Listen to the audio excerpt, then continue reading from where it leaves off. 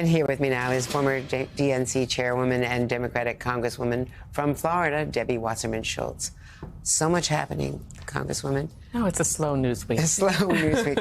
I mean, the history, after a whole day, the speech, everything else we were covering, I was watching the president's speech. It was so poignant, so personal, self-effacing, remarkable, really, in that historic moment. I was trying to take myself back and get into that and not just be thinking about my next deadline, I know, because exactly. it was beautifully written. It was the epitome of who Joe Biden is as a human, as a leader, and as the president of our nation. I mean, he really, in his heart, showed us how he felt, his patriotism, his selflessness.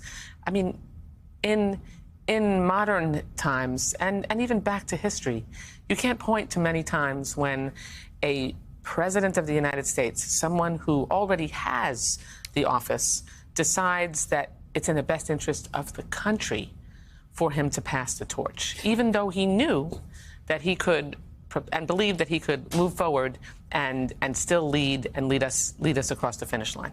And it's very clear, the poignancy was that he believed that he could have done it. He was doing this reluctantly because of the pressure from the House and Senate. Before we move on, I wanted to ask you about Kamala Harris. Yeah. And, there was some criticism in some Jewish circles that she was not strongly enough identifying. But from what I am reading and talking to them, and I've traveled with her and I've interviewed her at foreign policy conferences, I don't think that's where she's at. And her husband has been very, very actively campaigning against anti-Semitism. I have had conversations with the vice president about her support for Israel. Look, I'm a show me person, not a tell me person. So, I mean, words matter, but actions matter more. She has a strong pro-Israel voting record from when she was in the United States Senate. She has stood alongside President Biden. They advanced and put together the proposal to bring the hostilities to an end, to get the hostages home, to end the terrorist threat that lives on Israel's doorstep. And that agreement needs to be concluded so we can get those hostages home and make sure that the safety and security of the Israeli people and free the Palestinians from Hamas as well. I'm fully confident in Kamala Harris's support for the U.S.-Israel relationship and her prioritization of the scourge, of ridding this nation of the scourge of anti-Semitism, which she and President Biden prioritized as a whole-of-government approach through passing the first national strategy to combat anti-Semitism. Now, clearly, the president wants to accomplish this as a major part of his legacy. But it's also, if he does accomplish it, removing a huge political drawback, an anchor on their politics. There's because nothing the protesters at Union Station were not typical of the protesters that were out yesterday.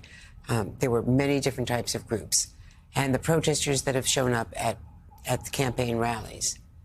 Quite frankly, the protesters that we saw yesterday and that we've seen in coordinated, organized, professional protests are fueled, as we saw in recent news reports, by the funding from Iran and Iran proxies. We know where this is coming from.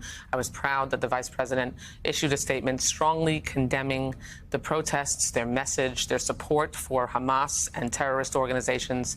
This is just another example of where Kamala Harris is and will be as President of the United States, strongly standing in the right place in support of the U.S.-Israel relationship, against anti-Semitism, and using the authority of her office and her voice to make sure that people understand that that conduct is unacceptable in the United States.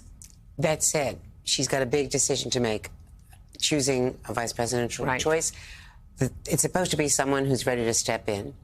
And, arguably, a lot of the people on this list are qualified, certainly have more experience than some of the vice presidential choices we've had in the past, even this year.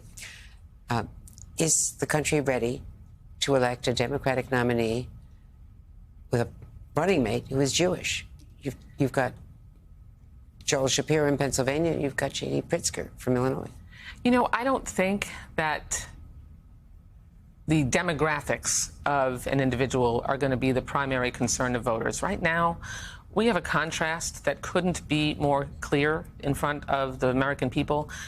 Voters, I think, are going to choose Kamala Harris and her running mate because they want to make sure that we can continue to move forward with someone who has created 15 million jobs alongside Joe Biden, fought to make sure we can keep our country safe through gun safety reform. Does a battleground state change. then make the big difference? But that's contrasted. It certainly makes a difference in battleground states, especially because we've got the Trump campaign who has been surrounded and promoting chaos, catastrophe, and culture wars.